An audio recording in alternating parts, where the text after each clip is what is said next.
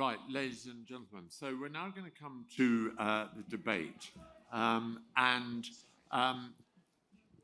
These things are half a debate and half an opportunity to share views.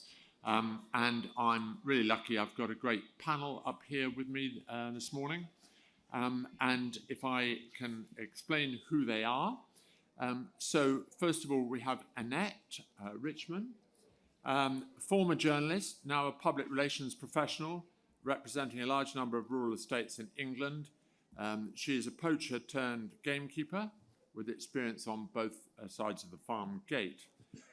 And during her time as a TV news editor, Annette was responsible for setting the news agenda and ensuring fair, balanced and accurate coverage of some of the biggest issues affecting the region's farming community.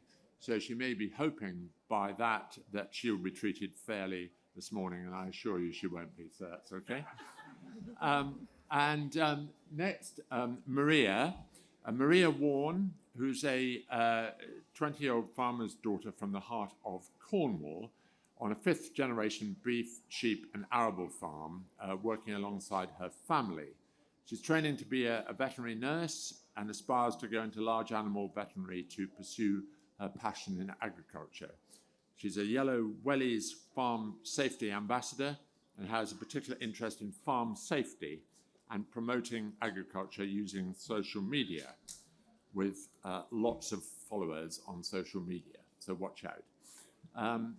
All of that's great, but of course she has the disadvantage of being from Cornwall. But anyway, I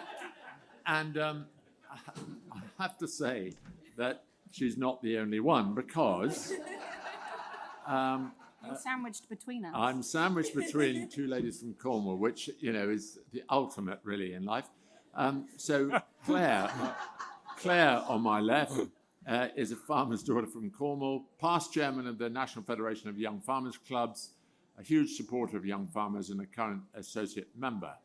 And she's a former media sales director for the Western Morning News and has a strong interest in promoting agriculture to the public, as well as being a national ambassador for the Farming Community Network. And then last but by no means least, Rupert Shinner, who won fourth place in the hanging basket competition at the show, which is his main claim to fame. But in addition to that, he's been a member of the Ivybridge YFC for 11 years, is our current Devon YFC Agri chairman, and works on the family's mixed beef and sheep farm. Rupert's been actively involved with the NFU's Speakers for Schools programme and has a particular interest in getting information about food production in front of the seemingly ever-removed consumer. I think we would all recognise that. So what I've asked the panel to do is to begin by just a few minutes on their view on the subject of the debate, which is the Clarkson effect. How can farmers keep the public on their side? And as you will have heard from their CVs, they have been involved in selling farming to the public in various different ways in their careers. And so I'd be interested to hear their thoughts. So why don't we start with Annette in the same order as I introduced them, and we'll first of all have an opening statement, please. Thank you, David. Hello, everyone. Thanks for inviting me today. A fascinating topic. Jeremy Clarkson, love him or loathe him. Certainly he's a Marmite character. Just quickly scanning the room, checking he's not here today. I'm not going to lie, I did not dislike him as petrolhead Clarkson. Schoolboy japes, buffoonery was not my cup of tea. I didn't really like watching it. But when people told me that his Clarkson's farm was an absolute hit, I thought, right, I'll sign up to Amazon and I'll give it a go. I was disappointed. He bought a Lamborghini tractor. Here we go again, I thought, just another opportunity to be a petrol head. But no, I was wrong. I persevered, and what I realised was that Clarkson, as a magnificent storyteller, has actually I think, begun to change the perceptions of how people see farmers. What makes a good story? In my book, entertainment value, he has that in bucket loads. Education, he's teaching people about the good stuff and the difficulties. And empathy, because of what he's doing, what we're seeing, his experiences, we're beginning to empathise a little bit with farming communities. I think we'll all agree that we're very divorced from what happens in the countryside. So I think programmes like this that appeal to people who may not necessarily be interested in the Archers or Countryfile are doing a great service to the farming community. Here in this tent today, there are stories being told by the young farmers. We've got scrapbooks, we've got cake baking skills, hanging basket skills even. This is the start of how to tell good stories about what you do. And that's my opening statement. Thank you very much. Incidentally, there are seats here. If any of you would like to sit down, you're welcome to. Nothing's going to happen to you if you sit on these empty seats, I assure you, or nothing unpleasant anyway. So do feel free. If anybody wants to sit down, do. Okay, so let's come on to Maria and have your thoughts, please. That would be great. Hello, everyone. As you've all heard, I'm a big fan of social media. And I think we can really empower that and show the community and everyone outside of the rural community what we do and what we do for good. So what I think is that Clarkson's done an amazing job. As you said, I've always been a fan of him too. I think he does great things. And from keeping the environment going to just simply showing what we do, I think it's great. And I really think we can enhance on that. So thank you. Thank you very much. Claire. Thank you, David. And again, like Annette, thank you for inviting me up on the panel today. I'm really interested in this topic because I actually feel that Clarkson has achieved something that was missing. We needed that step in order to empower the industry to think again about how to tell the story of farming. Clarkson has opened up farming to an audience of the public that probably hadn't ever really taken the time to ever think about what happened in a rural area. Love him or hate him, he is exactly like Marmite. I, unlike Annette, actually really liked and enjoyed him on Top Gear. So I really enjoyed watching the farming programme. I loved his approach. And actually, when I watched it, I didn't know what to expect, but I really appreciated the honesty that he delivered. The obstacles that he came up to and genuinely didn't know which way to turn. Unlike most farmers, he is fortunate enough to have the money in his back pocket to actually sort it swiftly. So in many respects, we know that actually what he is showing to us may be slightly skewed to what happens on a small farm down here, for instance. However, what he did do by bringing in the specialists, by bringing in sort of the organisations that generally are there that support farmers, I think education-wise was incredibly important. I think what we need to now think of as an industry is he's made an exceptional start at trying to get our message, our struggles, the story of farming out to a wider public that had maybe never engaged with it before. But what we now need to do is try and cohesively work out how we are going to take that message and run with it and play on that. And I think one of the struggles that we have, one of the negatives, is we have all of these brilliant organisations within the industry, but they're completely separate and they don't join up. And actually, when you look at what we are up against with other organisations who are very cohesive, have one marketing body, it seems, that send out a message and everybody seems to have that similar message, we don't seem to have that at the minute. And it would be great if we could somehow engage with that new audience and promote a cohesive approach so that we can get the influencers on board. And they are great in what they're doing for raising farming to the masses on social media. But those influencers, again, are working individually, much like Clarkson. He's an individual at the moment. And actually, if we could get a cohesive approach and push that out to influencers such as Maria on our panel today, maybe actually one message relayed in many different ways from those individuals would go a long way to actually jumping on board what Jeremy started and helping to keep that public engaged with what we're doing within the rural areas. Thank you, Claire. Rupert. Hello, everyone, and thank you very much for travelling from far and wide. Some people from the wrong side of the Tamar are here today, and also some people that look like they're just sheltering from the rain. You're very welcome. Thank you for coming along and listening. And yeah, hopefully you all enjoy our mass agri debate. Like I say, at the end of the day, land area is seemingly forever decreasing, whether that's through erosion or just housing population. And then, the population of people is seemingly forever increasing, and that is obviously putting more and more pressure on farming. But can anyone possibly think of a more exciting and a greater opportunity to actually be involved with international food production? I think there's a massive challenge there, but huge opportunity as well. I think we need to keep on promoting positivity and engaging the public in how their food is produced. At the end of the day, they are our customers, and their support is absolutely essential, and they deserve to know how their food is produced.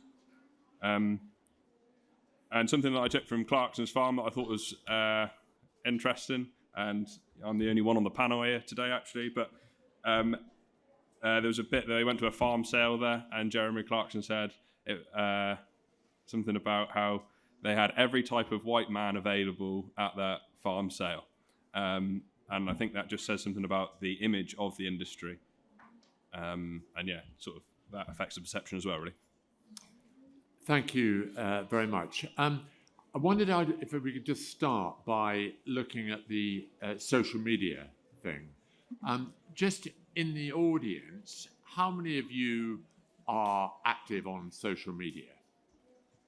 So just a show of hands. So just half, 50% maybe. And on the panel, sorry.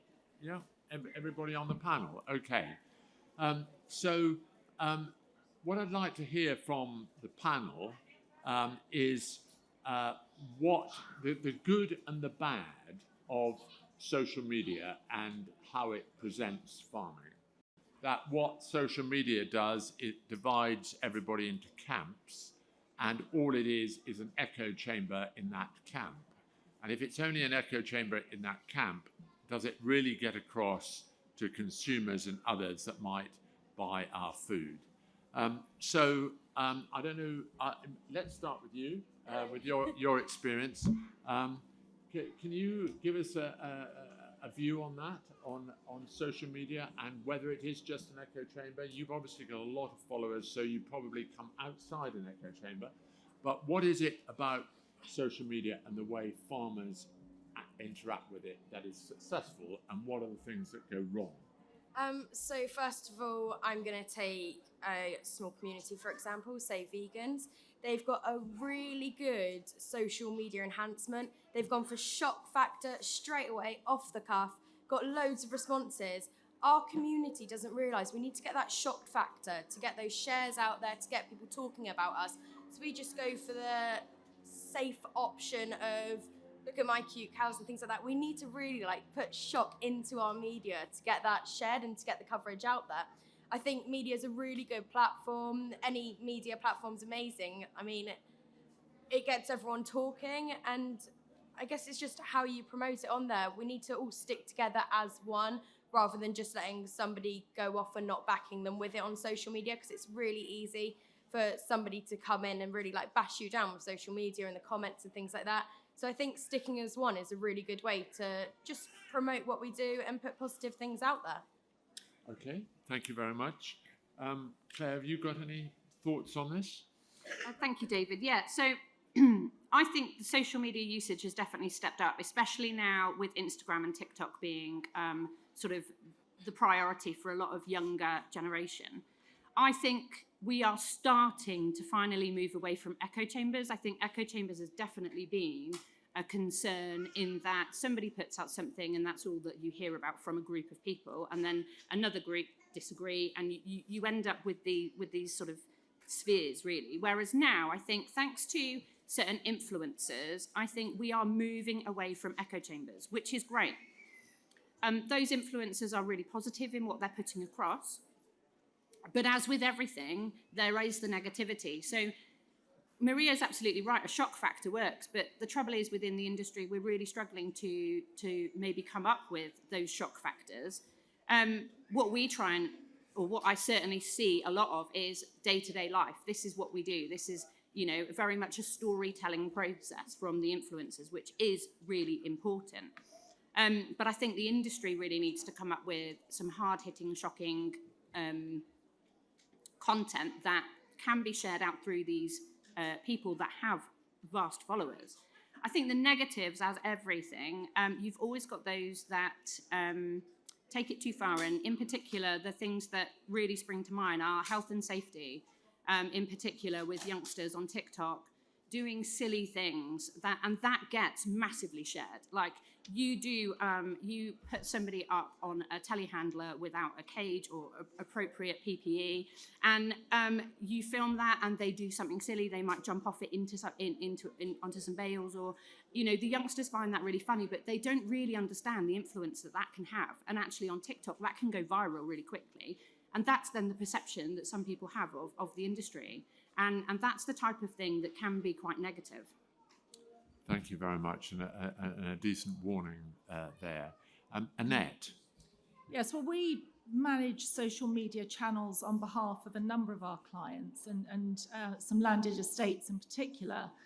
And that's been quite a big step for them because they are quite private. So to encourage them to be more public about their work has been quite an interesting process. And the way we have approached it is by really sort of managing the whole social media process, by taking a proactive approach, telling their stories, by making sure that we are engaging with the right people, not just those in our echo chamber, but those in the wider communities, so that we can nurture some understanding and educate a little bit. And then it is a commitment to maintaining that engagement. So it's not just talking to them, but it's listening to them as well and answering their questions. It's about a conversation. Social media is just like being in a room with people in an old-fashioned way, but we're doing it digitally now. So we need to commit to talking to people, and little by little, we will chip away at perceptions. Reputation management is another key thing when it comes to social media. You need to have a plan in place around how you will manage things when things go wrong, because inevitably they will. So be prepared, second guess what the objectors are going to say and be ready for them. And I think little by little, by telling stories in the right way to the right people and listening to their feedback, I think we will break some ground. Thank you. And Rupert. Yeah, I think that social media is great, but when there is something negative, it just spreads like wildfire. It looks awful, and it can be so damaging. I completely agree about the shock factor that Maria was saying. However, trying to get positive shock across is probably 1,000 times harder, if not more, than trying to get negative shock across. Like, negative shock is the easiest thing to find something bad, but trying to, you're trying to promote something good, it's like bad news travels, doesn't it? And I don't know how else to describe it. It's just, it travels far too quick. And something I was just wondering is, like what Claire was saying, there's a lot of young people, they can put something bad or negative up very quickly. Only 16, mucking about at college, whatever. Maybe there's some way that we can link, or maybe it's like the NFU's job then to maybe come up with a list of do's and don'ts for social media, and that's maybe something we can broadcast out through YFC somehow. Maybe don't be afraid to put this up, but definitely don't put this and this up, because actually it can have these further reaching consequences, and explain it to people, because that way you're educating people, and without education you can't expect people to know what's right and wrong. Until you're told what's wrong, you don't necessarily know it to be wrong, and you almost can't. If they haven't had that education, I don't really see it as entirely their fault. I'm not saying it's not irresponsible, but yeah, I just think there's probably something there that can be done with education, social media is catastrophically massive. It's, I can't begin to think, close to 1 million followers there, and Maria's got well, you wouldn't get that at this show. It's unreal. So yeah, I think there should be some more education around what people should and shouldn't put up, and arguably maybe some boundaries or laws or something. I don't know. Thank you. I just wondered at this stage whether I'd just ask anybody in the audience if they've got any views, plus or minus, dangers or positivity from social media, any of your experiences, particularly the younger people. Dan, you got that microphone? Can we just have a few views, please? I think also it's not just what people are posting, it's also how they then respond to other things. So, you see an article that's shared on Facebook and some people post their views, and then you always get somebody who comes back argumentative, trying to defend what's gone on. And sometimes I think it can just make things worse. I think sometimes it's better just to stay quiet and not engage with it. Does that extend to not posting in the first place, or are you saying is it the responses to the post that should be quieter rather than the people actually doing the posting? I think sometimes, so for example, on Facebook, there's groups, and mostly they're filled with people that all have a similar view. But then you get somebody who argues against the view and says, actually, I don't agree with this. And then you get the entire rest of the group arguing back. And then they add their friends in and it just spirals. And I think sometimes maybe just don't post things that are going to cause an argument, because it makes the entire farming community look bad, because we're causing arguments where, people don't do it politely. They shout down whoever it is that they don't agree with, and it's not nice, but it makes us all look bad, because all of a sudden it's, well, farmers are horrible, they swore at me online, they called me whatever, and it just spirals. Okay. We'll take a few more. Any of you that just want to note down any answers that you might have for what the audience pick up? Yes, please. Thank you, Mr. Chairman. Peter Reid. Just with regards to the Clarkson effect, I do some work with High Ground, which is a military charity for people from the services that have been retired with injury. And they come down to Devon and look to go into the rural profession, and we give them an insight. And it was really interesting. 2 chaps last year come from Birmingham, and all they were talking to me about was about the Clarkson effect. So they work in a packing factory in the middle of Birmingham overnight, and they said during their break, we just talk about Clarkson and look at it on Facebook. Now, these people said, I've had no engagement with agriculture, I've never watched Country File, all the rest of it. So it was really interesting to hear that was the actual Clarkson effect of these people in the inner city, in a packing house, was actually talking about farming. So I think that's a huge actually way forward that everybody on the panel have said. So I'm just going to pick up, from my background then, I'm in education very much with apprenticeships and training people coming into the industry. So a bit what Rupert was saying, do you think that we should be incorporating as part of my education program then for people coming into the industry, should social media or should sort of way of communication be part of the actual program moving forward? Because it's not at the moment, it's in no curriculum, but there's no reason why it can't be added. But do you think that is a way forward that we should be including it actually with young farmers and people coming into the industry to actually improve their social media skills and to actually think about what they're saying before they write it down? Thank you, Peter. Any other questions or comments about social media? Some of the rest of you must, yes, please. Some of the rest of you must use it as well. Just any thoughts that you have, good or bad? Yeah. And I think it's there's a great saying in Proverbs, if you're getting into an argument with a fool, you both become fools. And I think sometimes you have to step back and to let truth come out. And that's difficult, really, because so much on social media doesn't have to hold truth at all. And I think that's the challenge that we're faced with. I know often the NFU, in their conversations will say, be careful that you're just not keeping a fire burning of inaccuracies. and sometimes it's to let it go and let it sort of extinguish itself. So it's making that judgment really, which is sometimes very difficult. Okay, thank you. Is there anything else? Anybody else got it? Yes, a comment in the middle, please. Never used one of these before. I would like to say, I was speaking to someone the other day. She's a dairy farmer. They're putting in cameras in their cow sheds so that if Panorama come, they can prove that they haven't hurt the cows. And I think that's a very extreme case. Now, are parents going to have cameras to say they're not going to prove they've hurt their children? Where is this ending? Thank you. Okay, thank you. Yes, back to the sort of the Stasi in East Germany pre the fall of the Berlin Wall, exactly. Any other comments on this? Because I'll ask the panel to come back, particularly on the social media side. So I don't know, Rupert. Let's start with you because you were the last on the last one. Any comments that you've got on the responses we've had from the audience on that? Yeah, so I'll start with Peter's comment about the education. I think education should absolutely be a part.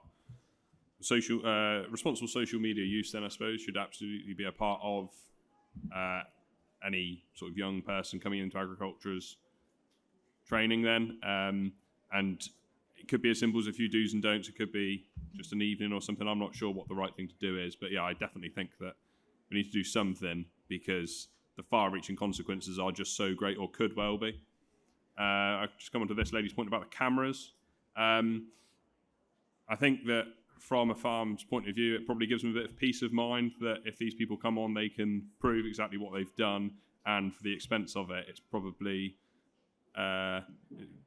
one of those things. If someone turns up and turns everything upside down overnight when you're not there, wrecks things and starts dragging things about, making things untidy, and then filming it, you almost wouldn't worry too much. That expense would be very easily covered without that. But when you're working on the farm, it is nice to be able to have a wee in a shed and stuff. It would take that away. It's getting a bit scary and stuff. At the same time, I think it's probably. I can very much understand why people are having it, but I see what you mean. Where does it stop? Yeah, it's a very good question. Thank you, Rupert, for that. Most of it anyway. Other comments from the rest of you, and can you also pick up this business of lack of truth and how you deal with the comments that are not based on anything? I mean, we're in a world where truth seems to have gone out of the window from the president of the US, last president of the US onwards. But so your views on that as well. So Claire, do you want to come back? Yeah, so just to pick up on Peter's, do we think communication should be part of the programme? I'm currently a supply teaching in a secondary school. Some of you might not know I'm also a secondary school teacher, but I'm back currently doing that at the moment. And social media usage and how to use social media correctly and the do's and don'ts are taught from year 7 right the way through.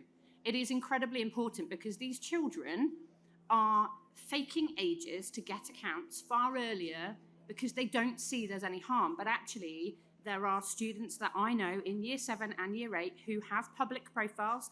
They are taught how to make them private. They're taught how to only speak to individuals. They are taught how to protect themselves on social media because actually there are kids in that school, they get bullied daily via social media.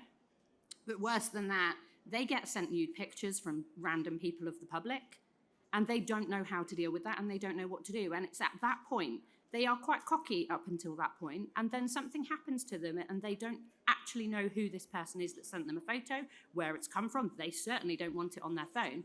And suddenly the realization hits, actually, this is a really big worldwide platform I'm using, and actually I do need to pay more attention to what I'm doing. So I think it is actually taught, the safeties, etc., but it's taught generally. And I think actually at agricultural colleges, etc., that can be built upon and should be built upon to continue good, safe use. But also you can start to bring in, actually, if you're starting about thinking about what you're going to be doing in college and you're going to go into a business, you're going to be going to interviews, you need to be seen to be more adult, more appropriate with your content, and maybe actually you want to market yourself in a better way. So actually some personal marketing would be a real bonus and an add-on to what they are already learning about how to use and the safety features that are built in with each social media platform. There's probably a lot of people in here that don't even realise that you can have a profile that is public to everybody, but you can also set your profile just for your friends. So, and then to come back to what Stephen said and build on what Vicky said as well with trolls or like people being really negative. I see it a lot on social media. There's one farmer in particular who, a Welsh one, who you probably all are quite familiar with, and he is very good at promoting some of the negative feedback he gets. However, I think there does come a point, I think we are so proud as an industry, we're very quick to jump to defend because that's what we really want to do, because we know it's an inaccurate report, what we're reading, and we know some of it may be even made up. But I think Stephen is absolutely right in that sometimes we just need to step back and have faith in the fact that if we are promoting the story in a really effective way, and we've got people like Clarkson who are also doing that on a massive national level, getting to the people in Birmingham, even in a packing factory, I think we need to have that faith. But I think we would have more faith if we had more positivity coming out in a cohesive way from our national organisations. Maria, I mean, this will be familiar territory to you, of course. I think added to what you might want to pick up from the audience, I'd be interested in your thoughts about how aggressive to be on social media. I think you suggested that we should call out or be a bit more edgy in what we say in some ways, but how far before that sort of slips into a tit-for-tat sort of situation where everyone gets terribly uptight and you start to lose the thread of where we're going. So, some tips from yourself as to how strong to be and when to be, plus anything else you might want to pick up from what other people said. So I think there's an incredibly fine line on how far to go.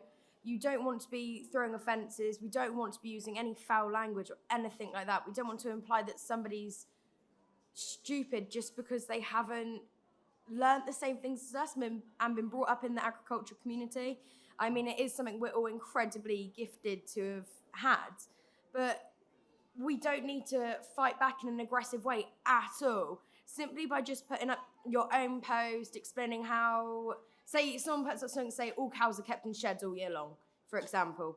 You then put up your post, ignore theirs. We don't want to comment on theirs because that's going to get theirs more and more like social media coverage, because the more people that comment in it, the more people are going to see it. So you want to put up your own post, put the truth out there, and then that's your part of it done. If we all get around to doing that, we'll wipe out the internet with true positive posts and everything. And I think it's really important that we all get out there and put out positivity rather than arguments. Thank you very much. Annette. I love that. The truth wins, and you're right. Let's whitewash it with truth. That's great. But the reality is that social media needs to be regulated. When I trained as a journalist back in the 80s, we had to pass exams in defamation law, and newspapers are still regulated in that way. And I strongly believe that social media needs to be regulated in a similar way. I think it is dangerous at the moment. The way we approach social media on behalf of our clients is very much in the way that we would have written a story journalistically. The way we respond to things is in a fair and accurate way. And I think until we have some regulation, we are going to face all sorts of horrors with social media, no matter how much good news we put out. I think it is very dangerous, especially for young people. And yes, I applaud you, Claire, for working with young children in year 7 with social media, and also you considering it. My children were at school when social media just began, and even at that sort of stage, it was already presenting problems. So goodness knows how young children now are coping with it. Any come back from the audience on the social media debate? Anybody got anything they want to say on that? There's one here, please. Yeah, thank you very much, Mr. Chairman. Thank you for chairing this debate. And I think one of the problems that we've got that we see with social media is the point was made about argument. And there's a difference between argument and discussion and debate. And I think that's one of the problems that we've got. We haven't got balanced debate. And in the Young Farmers Movement, we've got some people here who've gone through it or are still members of it and have been part of the sort of Young Farmers public speaking education process.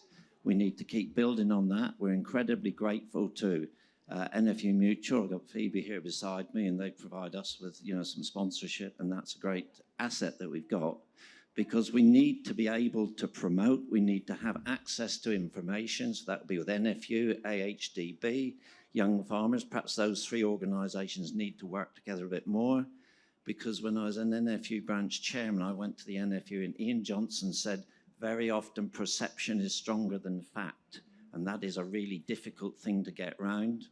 And you can have really well-respected journalists in the traditional journalistic sector, and they can put out a somewhat biased article, and that will take a page, and then when it's challenged, the apology is just a tiny little bit at the bottom. Thank you for that. I see Helen at the back there. I mean, normally Devon young farmers are in the vanguard of almost everything that happens in young farmers. I realise that. We have the best young farmers in the country, but without being biased particularly. But I wonder whether, something, we have public speaking. What do we have that relates to social media as far as an area where young farmers are learning, training, competing, and so on? Any comments on that? Thank you very much, Mr. Chairman.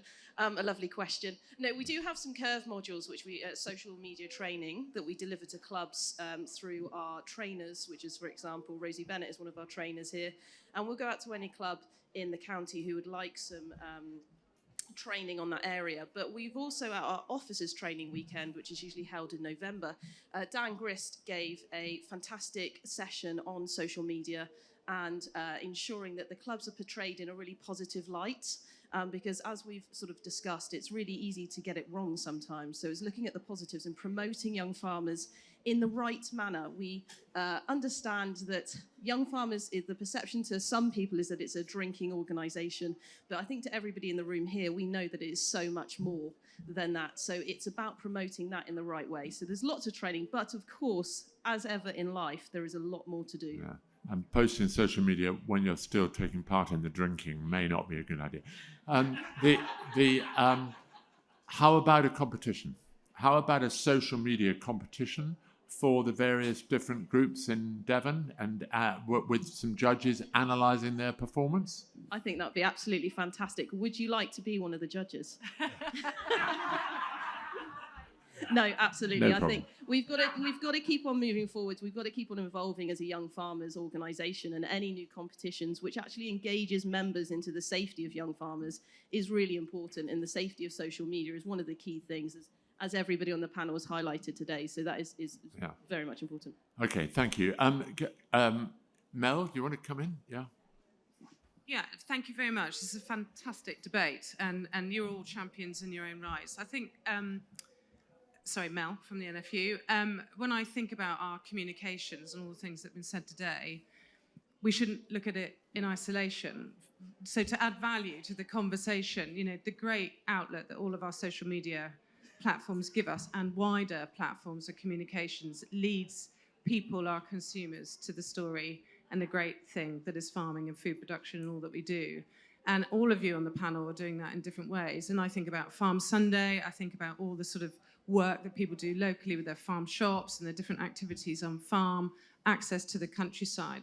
For me, it's all part of leading in a positive way to that discourse and that engagement with people. And it's about the conversation. It's really hard to have some really detailed, challenging debates on social media. That's really tough to do. But what you can do is help to signpost and lever that to other things. And I think that's the exciting part. You know, we've all been through the Young Farmers Movement in whatever county. I'm just going to say that. And Careful. Yeah, I know. I'm liking this But the great thing is we keep learning. If I look at all of the diversity in our farming, be it sector, be it generational, be it colour, whatever, we've got a fantastic story to tell. And we need to keep telling it. And all of us in our careers and what we do continue to learn. The job of the NFU or the other organisations that are represented here is to help engage. And, you know, Rupert has kindly been involved in some of our education work as well. You know, we're investing in educating our farmers at whatever level to be able to go into schools and to talk to other parts of our communities about the great job that you all do. So that's all I wanted to say, David. Thank you. Thank you. I wondered if I could just, I think the comment about Clarkson being, yet another example of white males in the industry, and just look a tiny bit at diversity. So, and I wanted to ask the panel for their thoughts. Two things that I've experienced which may be relevant. One was talking to taxi drivers in Exeter, and the taxi drivers, a number of them coming as recent immigrants from various countries around the world. And I was talking to a group of them. Actually, I was talking to them in the mosque in Exeter, and I said, are any of you, have you thought about doing anything in agriculture, and would you be interested in knowing more about agriculture in the county? And the answer I had back was not really, because the whole process of immigration for us was moving to something else when we came to this country and leaving primary agriculture behind in the countries we have left with ambition to do more. Now, I think that is unfortunately suggests that agriculture can't be whizzy and attractive as a career, which I think is wrong these days, but the image hasn't come across. And the other was taking Prince Charles to Southall in London to an Indian restaurant to try and talk to the people in the Indian restaurant about whether they sourced their ingredients from British farms or whether they imported it from the subcontinent. And the answer was the latter rather than the former. So it seems there are one or two obstacles to pursuing greater diversity, which is sad. And I just wondered whether the panel have got any views on diversity in agriculture and whether it looks attractive enough as a career to people who may not have come in through the traditional routes. Annette, how about you for a start? Gosh, that's a difficult one, isn't it? And I think organisations like Devon Young Farmers, indeed all of the Young Farmers Federation, have a role to play in opening their doors to young people from all backgrounds. We look after the Englefield estate in Berkshire, and they open their doors for 2 days every year to literally thousands of local primary school children, and they have an opportunity to learn about work and careers in the countryside, from where food comes from, how to milk a cow, the work of bees. The Kingfisher scheme that Clinton Devon Estates are involved with gets to young people in schools. I think if we can provide that opportunity for young people to see what is available, then we will gradually be seeing more young women and people of ethnic backgrounds coming into farming and jobs in the countryside. That is my greatest hope. Why don't you suggest to Richard Benyon that he keeps a record of what's happened to the people that have come on those days and where they end up, and if any of them come back. Yes, we should. Yeah. Maria. So I feel like this question's kind of made for me.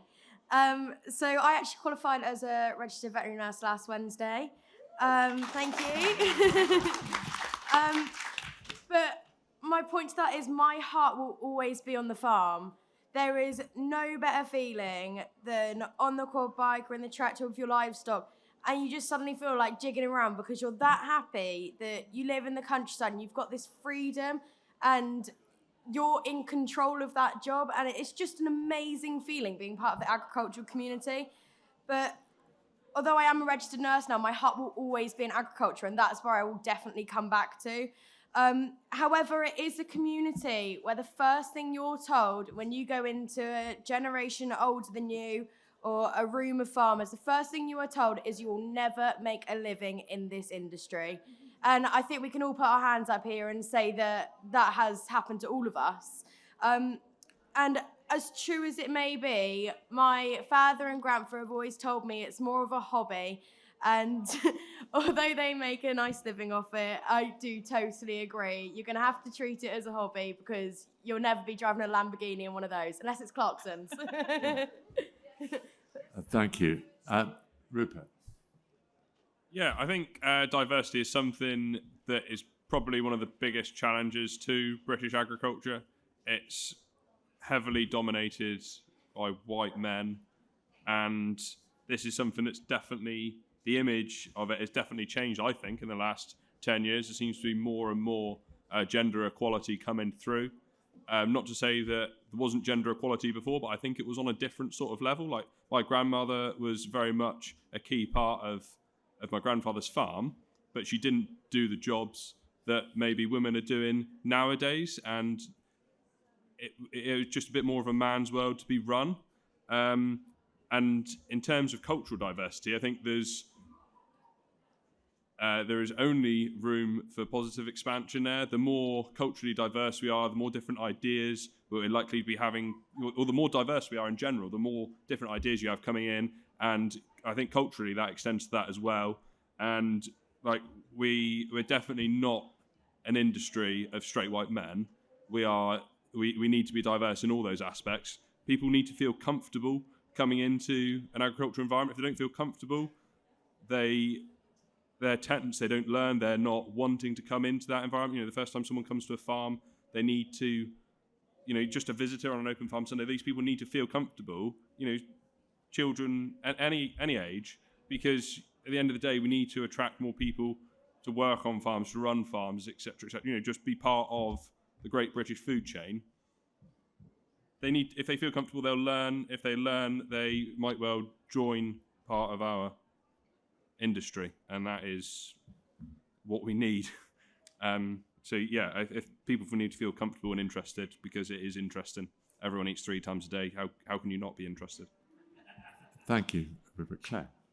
Thank you, David. So for me, I think we need to remember as well, a lot of industries have this struggle. It's not just our industry, you know, but actually referencing it, understanding it, and knowing that we have that perceptual problem is the first start. And I think we did that as an industry years ago, which is positive.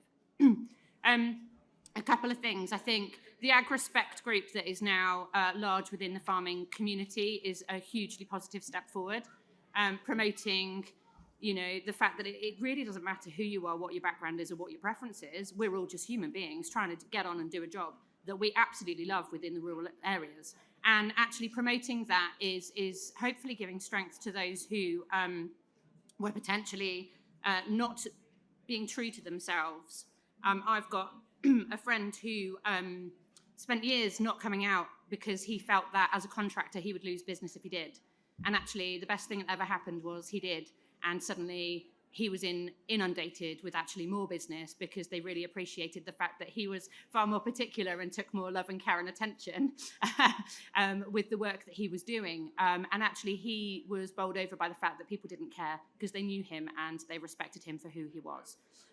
So we've got things like that. We've got amazing female influencers like the Red Shepherdess, Chief Shepherdess, people like that doing fantastic things on social media for the industry. And we've got, well, we've had amazing people like Caroline Drummond, and we have Christine Taken, who have been really key influencers on a much larger national scale for many years. And locally, we have Mel, who has been in position with the NFU now for many years as a female, leading the way down here. And I certainly know that you know, having those strong female influences has helped and supported me in some of the decisions that I've made in what I wanted to do and achieve. And certainly it pushed me to think that I could actually be National Chairman of Young Farmers when I was wondering whether or not it was a role that I wanted to take on. One of the things I think that are the negatives, but actually, and I'm going to pick on FCN, mainly because they know that it was a bit of a bugbear for me for many years, they always used to brand themselves with old men. Always. Everything that you saw from FCN came out with old men. Stephen's laughing. But it did, and I said, this is a stereotype that we need to get rid of. Like, you know, why are you still stereotyping this? And actually, now, if you look at branding, particularly within just, I mean, that's one organisation, but every organisation has done it now recently. You know, they now use multiple, you know, female, children, you know, different ethnic origins. You know, they still have female and male only books, which I still think, why don't we just have one for all, personally? You know, but also they're now branching out into children's books, and they've got a children's, you know, book that is there. And I think if we are going to change perceptions and we are really going to get it out there that we are an industry for everybody, it starts at the level of education and it starts in schools. And actually, the generation that are now coming through within schools will be very different to the generation who we are, and, you know, the older generation as well. Thank you, Claire. And it was a delight for me earlier this morning, to be talking to the regional director of the NFU and the CLA, both of whom being female at the moment. So absolutely. Yeah. Final question, really, for all of you. So Clarkson, rich, needs a new tractor, so just does another series of Who Wants to Be a Millionaire? How many people can do that? Sets up a farm shop in competition, probably puts a lot of other local farm shops out of business while he gets queues outside his. Ridiculously calls them sheeps. I mean, for God's sake, they're sheep. And upstaged by Caleb. I mean, you know, is he really the man we want? So I don't know what your views are on Clarkson, but any views from the floor before we finish? Anybody?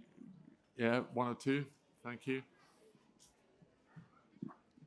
Thank you. I wanted to comment on the diversity debate you just had. I'm really surprised to hear that the taxi drivers in the mosque made those comments to you. But I'd just like to point out that we've had British people of black and minority ethnic, British citizens, black and minority ethnic background, in Britain since Roman times. Henry VIII had a black trumpeter. We've got thousands and thousands of people who are black and British and from minority ethnic. And, you know, I think it's a challenge to the farming sector. We've got the black farmer, but apart from him, I'm not aware. I mean, I hope there are other black farmers around, but you know, I'm not from the farming sector, but I'd just like to make that point. Thank you. Thank you. I mean, the irony about Wilf, who's the black farmer, is that his brand is the black farmer, as if he's the only one. So, I mean, you know, it seems, you know, if there were more, he wouldn't be able to do that in that way. But yeah, fair point. Thank you. Any comments on the Clarkson thing or anything else that you want to before the end? Anne? Thank you. Yeah, it's an observation about Clarkson's farm, which I think we did all enjoy watching. But it's actually that side of it that I was interested in, that it showed a lot of camaraderie and good spirit in, okay, the community, perhaps the local village Chadlington were challenged at times when Diddley Spot first opened, but actually on his team at home on the farm, you know, there was Caleb, there was Cheerful Charlie, and of course Gerald, the Stonewaller. And it was something that it showed it to be a real team working together. And we all know that actually in farming that's not always the case. And My only concern with Clarkson's Farm, it has sent a very good message out there, and I did see a quote that someone felt it had done more good for British farming than country fowl in the last 30 years, and I have no comment on that. But I'd just be interested in the views from the panel on that, and whether actually Clarkson's Farm does give the true impression of what's happening in agriculture at the moment, particularly in light of Claire's role now as an ambassador for FCN, and whether actually Clarkson's Farm should stay as a positive message, but should it be looking into those other sides of agriculture as well at the moment? Okay, well that's a reasonable challenge, and because we're just about out of time, I'm going to make that the last thing that the panel can answer, and if you can do it very quickly in one sentence or so. But is Clarkson's Farm what it should be, or should it address some of the more difficult challenges in farming in order to benefit and take advantage of its effect? It's getting people talking, it's getting the farming community talking. And I think if every farmer or farming family nominated somebody to start telling the story of their own farm, there is that opportunity. It's not just about Clarkson, it's about every single one of you and every single new entrant into farming to think about how we want to present ourselves in the future. And let's do that through the stories that are happening every day. I think it's incredibly important to remember that Clarkson's Farm is a light-hearted programme. It's not going to get those views from so many different ethnical backgrounds. If we make it serious and about agriculture, no one's going to understand if we make it too agricultural. And I'm just going to quickly come back to the point on the awards earlier with young farmers. There is an awful lot of awards out there to promote social media and use it in a good way. I won it last year, the National Farm Safety Award, and I'm a judge of it this year, so I'd really encourage anyone to get involved with that. It's a really good way to use social media. Thank you very much. Claire? Thank you, David. Thank you, Anne, for your question. So with Clarkson, he is who he is, and actually he has done an incredible job at getting out and reaching a new audience to talk about farming. However, as I alluded in my opening statement, it isn't 100% accurate. We know that. He has a lot of funding behind him, which a lot of farmers don't. And actually, we are very aware that with all the new policy changes that are happening at the moment within the industry, actually farmers are at one of the most difficult crossroads that they have faced in decades. And we know that we need to help and support them. And actually, that's internally as an industry, we know that, and we appreciate that. And actually, there are some incredible people out there who are trying to get that message out wider. But actually, I think it's taking a lot of resource at the moment, just trying to work with those on a local level to make sure that we are supporting those around us, and more so. And I think until we get to a place where we have supported everybody locally and made sure that the industry is in a healthy place, I think it's going to be quite difficult to spend the energy elsewhere currently. But hopefully that will change, and hopefully these new policies will come out. People will get on board with them. They will realise that actually they do need to change. They will change, and hopefully we will benefit coming out the other side. Thank you, Claire. And finally, Rupert, I want to just apologise to you. I tried to get a question on hanging baskets, but I didn't seem to manage to do that. So I'm going to leave you the last word on this question. That's right, David, not to worry. I'll give you some tips afterwards, maybe. Thank you. So I think just on the point there about Clarkson's Farm, I think it's fantastic, and I would struggle to think of anything better to promote British food and in getting people interested in where their food comes. It really gives people a flavour for it, and he comes across a few struggles, and people think, oh, well, how do you get over that? And then he uses like Cheerful Charlie or Caleb there to get over that problem. And no, like at home, I don't have a team of people. I don't have a stonewaller. I don't have a farm assistant. I don't have Cheerful Charlie there on hand. I feel I have something better. I have my local community there behind me. If I have a question like that, no, I can't phone Caleb. I phone Gordon down the road and ask him. Like that community of farming, like Clarkson hasn't got that. He probably won't ever have that. He has to employ that. Like I don't have to, because I'm lucky enough to be a part of my agricultural community, and I think it's what makes farming, isn't it? Your local friends and neighbours and that, they are they are your employed team, or they are those people, but they're not your employed team. And that's one of the main things I think that makes our community, our industry, fantastic. Thank you, Rupert, and a great last answer from you about community. I think we've seen, certainly in our community, actually the Jubilee has brought people together in a way that hasn't done for quite a while, including our farming community and so on. So thank you for that.